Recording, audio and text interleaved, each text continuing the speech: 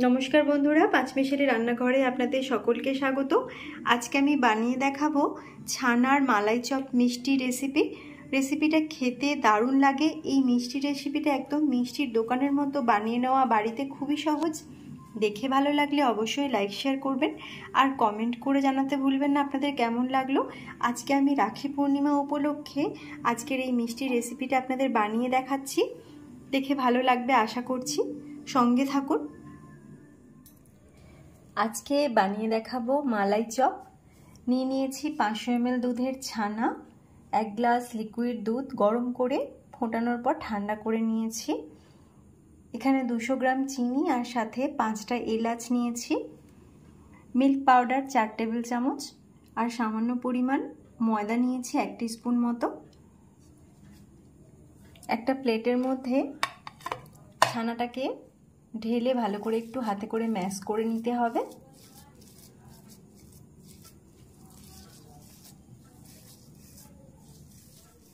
ছানাটাকে ম্যাশ করে নিয়েছি ভালো করে। এবার এর মধ্যে মিশিয়ে নেব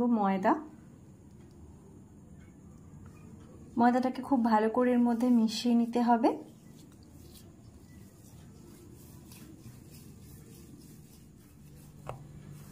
ময়দা মিশিয়ে ছানাটাকে ভালো করে মেখে নেওয়া হয়েছে।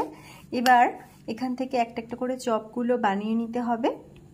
আমি ছোট ছোট বলের মতো করে, লেচির মতো করে কেটে নিচ্ছি। তারপর এগুলোকে বানিয়ে নিতে হবে। খুব বেশি বড় করব না, একটু ছোট ছোট করে বানিয়ে নেব এরকম। তো এখন প্রথমে আমি চপগুলোকে বানিয়ে নিচ্ছি।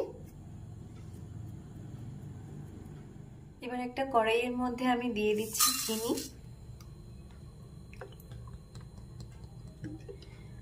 অর্ধেক চিনি দিলাম, যে চিনি নিয়েছিলাম। বাটিটার অর্ধেক চিনি নিয়েছি যেহেতু, আমি ওই বাটিরই 3 বাটি জল দিলাম, বাটির মাপটা ঠিকঠাক রাখার জন্য। এবার চিনির সঙ্গে জলটাকে আমি একটু ফুটতে দিচ্ছি।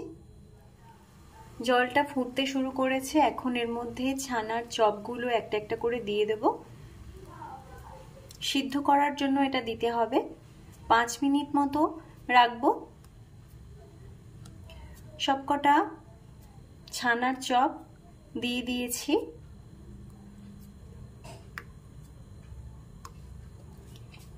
সব থেকে ভালো একটা ঢাকনা দিয়ে ঢেকে রান্না করলে।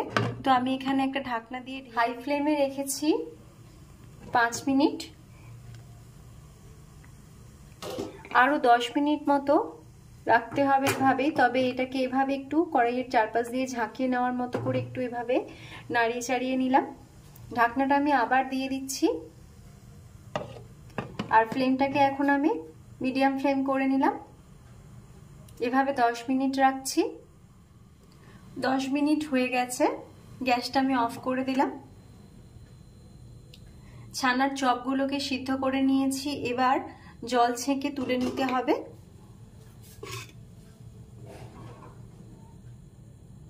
আমি একটা প্লেটের মধ্যে রাখবো।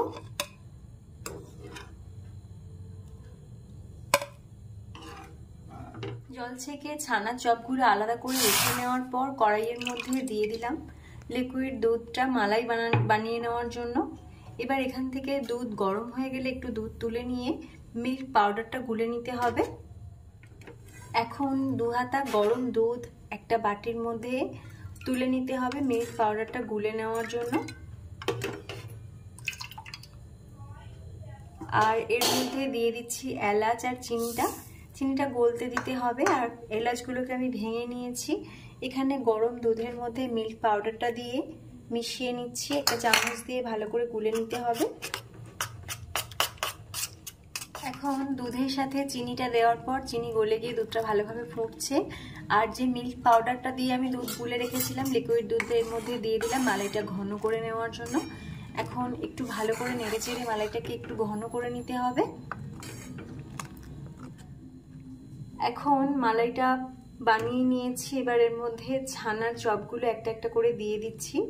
ছানার চপগুলো দিয়ে মালাইয়ের মধ্যে কিছুক্ষণ রেখে একটু ফুটিয়ে নিতে হবে, এর মধ্যে যাতে দুধটা ভালোভাবে ঢুকে যায়। রাখি পূর্ণিমার জন্য এই ছানার মালাই চপের মিষ্টিটা আপনারাও ট্রাই করতে পারেন, ভালো লাগবে। এখন একটু নেড়ে চেড়ে ভালো করে মিশিয়ে নিলাম। 1 মিনিট মতো এভাবে রাখবো, রেখে তারপর গ্যাসটা অফ করে দেব। এখন একদম রেডি হয়ে গেছে ছানার মালাই চপ মিষ্টি রেসিপি। গ্যাস অফ করে দিয়েছি, আপনারা ট্রাই করতে পারেন এই মিষ্টি রেসিপিটা। এখন একদম রেডি হয়ে গেছে মালাই চপ রেসিপি। এই মিষ্টি রেসিপিটা বানিয়ে নেওয়া খুবই সহজ। রাখি পূর্ণিমার দিন এইভাবে মিষ্টি বানিয়ে ভাইদের দেওয়া যেতে পারে।